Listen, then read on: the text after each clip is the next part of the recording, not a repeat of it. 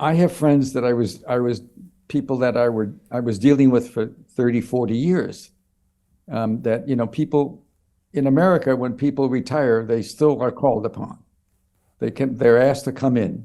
And this was Biden wanted an option to blow up the pipeline. And why did he want that? He was afraid that at some point, by September, the war wasn't looking like it's going to be anything but a draw. It's still, you can take it any way you want it. It's still not looking like much of a victory for anybody, but the odds are the people I know who see some really interesting intelligence and are close to the military think it's all Putin's call. How much energy how much money does he want to put into it? And unlike us in the West, Putin controls his arms manufacturing. He doesn't have to get contracts with Northrop Grumman. He can just say, I want more. So he's got a lot more weapons at his disposal, a lot more troops that he hasn't put into the game.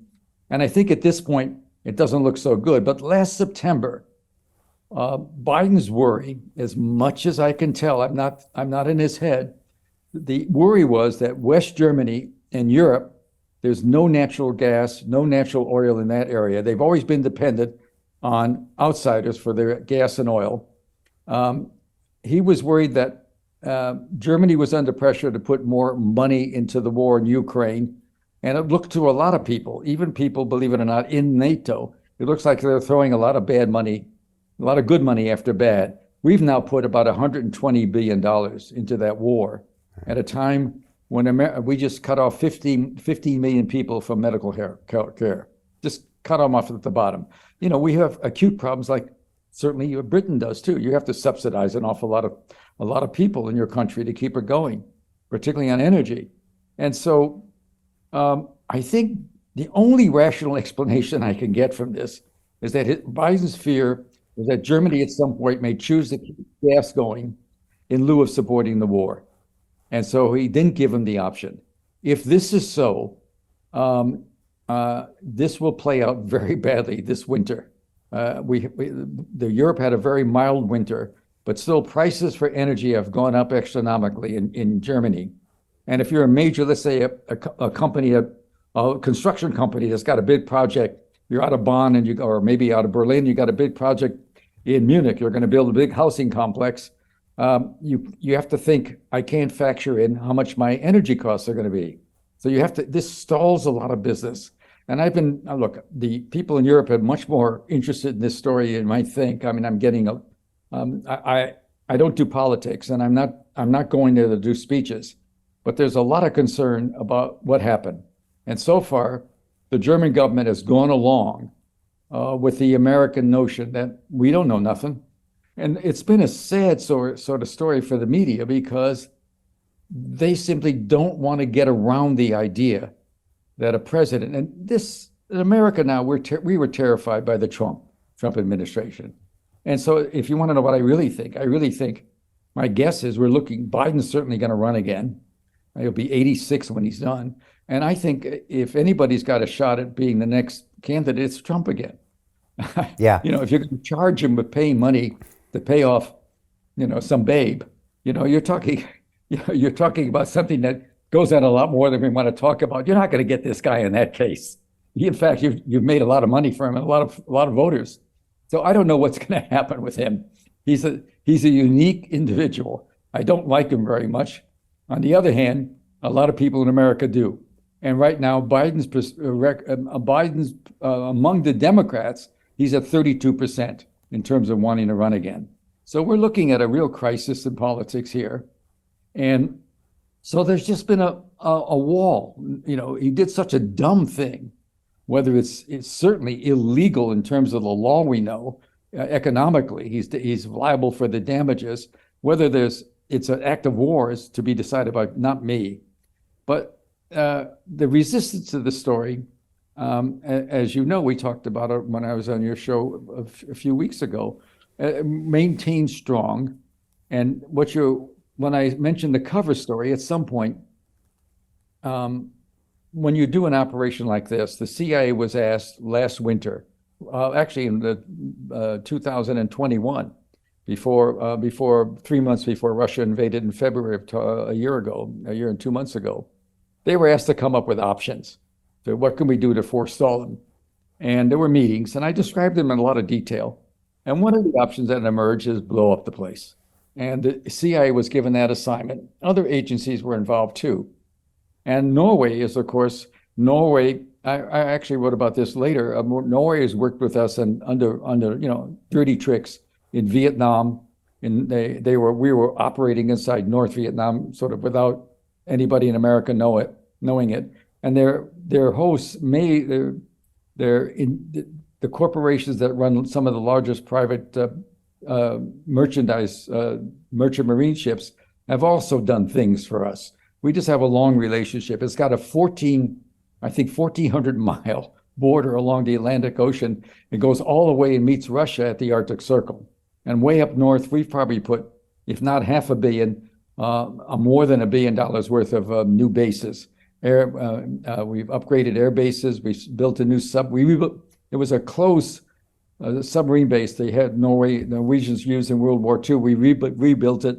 We put in a more advanced radar. We monitor Russia we made Norway a #1 target for Russia too, by the way. But the Norwegians are great sailors.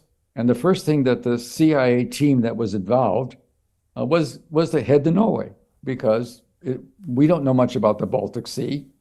And the one thing about the Baltic Sea that makes putting a mine and blowing up a pipeline under the water is there's no gas and oil there. So what do you do? If you're an American ship, you suddenly show up and a bunch of divers jump in, and a week later something goes off. I mean, that can't work. So it's complicated. And the team ended up thinking, people in the intelligence profession, I'm sure you know some people from some of your 5 and 6 people, they're pretty smart people. And in the end, even though they did what the president told them to do, they began to like it less and less. It didn't make sense, because the option of blowing up a pipeline, and first of all, how do you hide it? I mean, how do you hide who did it? And so here we have the United States of America now in the position, and of course, what they did is they built a cover story. So Jim Rickards has just recorded a video that's not available to anyone in the public, and he's going to be talking about how this upcoming recession is going to be fast, it's going to be bloody, it's going to be nasty. But at the same time, he's going to show you how you can position yourself to profit from all of this chaos. Now, we've made this video only available to our viewers. Go to londonreal.tv/Jim. Watch that immediately. I can't say enough good things about Jim Rickards. He understands the global economic system better than any guest I've ever had on London Real. His predictions are almost uncannily true, and you can learn how to profit from his vision, from his expertise, and his understanding of economics. So go to londonreal.tv/Jim or click the link below. It's an excellent, excellent look on what's going to happen in the future and how you can position yourself to profit from that. Jim is one of the best in the business, one of my favorite guests on London Real, and he's very, very good at predicting the future and showing us all to profit from it. So click the link, and I hope you enjoy.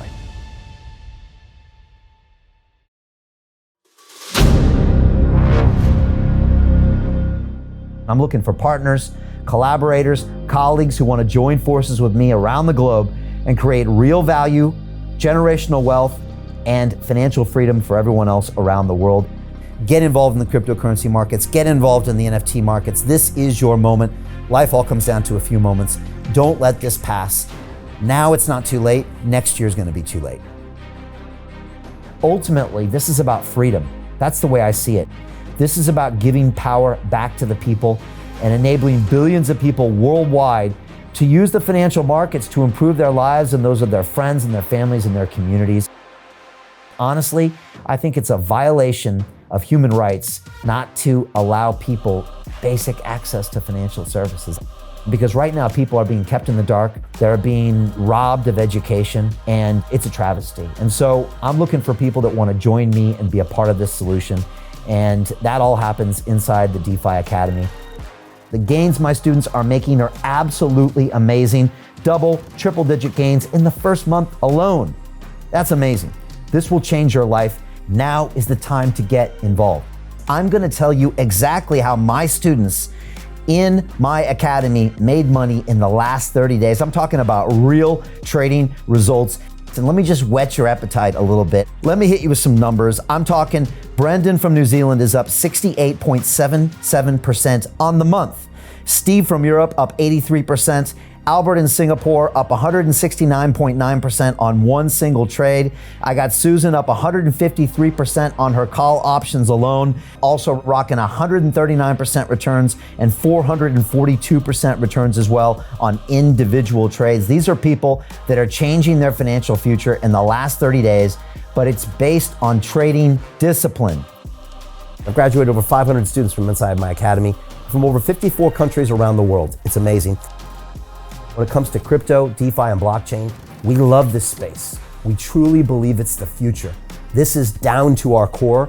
It's authentic to what we're doing, and everybody can tell through the camera because you can't make this stuff up. If you're watching me now, wherever you are, I implore you, take 60 seconds right now and join my academy. Apply today. Now you've got a chance. Life all comes down to a few moments. What are you gonna do?